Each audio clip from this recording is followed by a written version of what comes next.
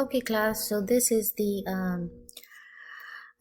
summary slide. This is a summary slide where it's showing you three processes of glomerular filtration, tubular reabsorption, and tubular secretion. I want you to remember that glomerular filtration takes place in the glomerulus as shown by the green arrow here. We have tubular reabsorption taking place at the proximal convoluted tubule, the loop of Henle, and under the influence of hormones, tubular reabsorption can also take place in the distal convoluted tubule. And then there is tubular secretion throughout the nephron loop, throughout the nephron tubule. But I want you to know that tubular secretion mostly takes place in the distal convoluted tubule. So looking at the tubules of the kidney, we have talked about this before. So this is the minor calyx. Remember, calyx is singular, calyces is plural. So the urine, the collecting duct opens up into the minor calyx. So the urine flows from the collecting duct to the minor calyx. The minor calyx then leads to the major calyx. The major calyx leads to the renal pelvis, and from the renal pelvis the urine comes out of the kidney through the ureter and ultimately reaches the urinary bladder. We are not going over this, so please cross out this from your study guide. Looking at the urinary tract now. So we will look into the ureter, the bladder, and the urethra. Ureters, I want you to know that they are very strong tubes. These are fibromuscular tubes that carry urine out of the kidneys into the urinary bladder. So right here we are looking at the ureter. If you look here, this is the ureter. And if you make a cross section of the ureter and zoom in, this is what you see. So we will focus on the histology of the ureter first. So looking at the histology, the innermost layer is mucosa, followed by muscularis layer, as you see. And the ureter is retroperitoneal, so it has adventitia. All right.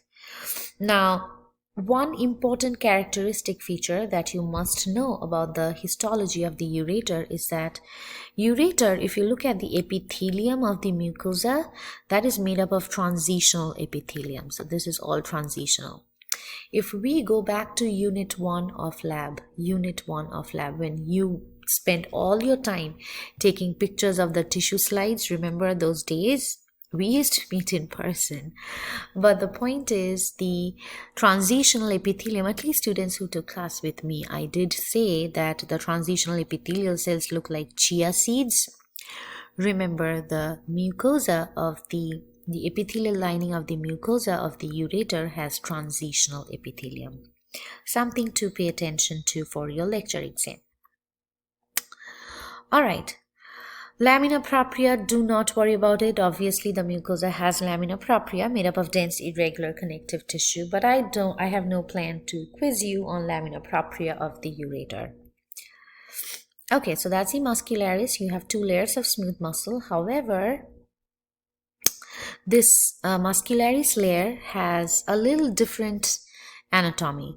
In case of the GI tract, if you remember, we did mention that we have inner circular, outer longitudinal muscle. Looking at the ureter, the layers of muscles are different. We have inner longitudinal, outer smooth. So it's just opposite of what we see in the GI tract. So we have inner longitudinal, outer circular, very opposite of the GI tract. Please remember this. And then it has adventitia, as I just talked about. Looking into the bladder holds urine, right? So in both males and females, the bladder lies posterior to pubic symphysis, and the urinary bladder is retroperitoneal organ. In females, they are antero-inferior to the uterus. What does that mean? That means that this is the uterus and the bladder is anterior and inferior to the uterus and also anterior to the vagina. So this is the vagina, and then the bladder is anterior to the vagina. In males, sorry, I should erase this.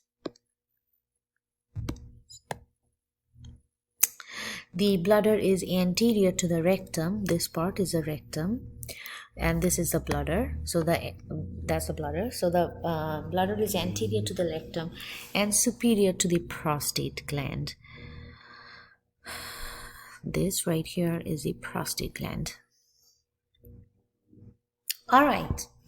So a few other things. So this is the bladder. Few things that we must know. These two are the ureters. These are the ureters, and they open into the bladder right here. Therefore, these opening of the ureters into the bladder is called ureteral opening. So these two are ureteral opening, and this one right here is internal urethral orifice. Together, if you add these three structures together, it forms an imaginary triangle, and this imaginary triangle is called trigone. So remember, trigone is an imaginary triangle formed by two ureteral opening and one internal urethral orifice. The bladder is supplied by the internal iliac artery, something you must also remember. And if you look inside the bladder, you see these folds, right? Like the folds we see in the stomach. So these folds are called rugae as well, which increase the surface area, and we need that, right? Depending on how much urine we are holding, the bladder might need to stretch out or get relaxed, right? And remember the transitional epithelial lining, those cells, they are very interesting, right? When there is a lot of pressure of urine on top of these transitional cells, they flatten out and they look very, very squamous-y. As the pressure is released after we urinate, they bounce back to their normal shape. All right. So that's the rugae and transitional epithelium we just talked about. Now, the muscularis layer has smooth muscles, right? And if you look into the bladder has layers of smooth muscle, but the problem is you cannot really differentiate between the layers like we did in the ureter or like we did for the GI tract. Therefore, these muscles are kind of mixed up together, and together these layers of muscles are called detrusor muscles. So the muscularis layer of the bladder is made up of smooth muscle, and together all the muscle layers are called detrusor muscle.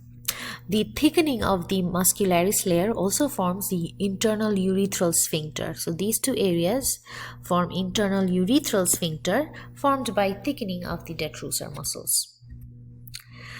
Then this is the adventitia because urinary bladder is retroperitoneal. All right, looking at micturational reflex, I like drawing it out, so I'll draw it out and then make another video because it does take time.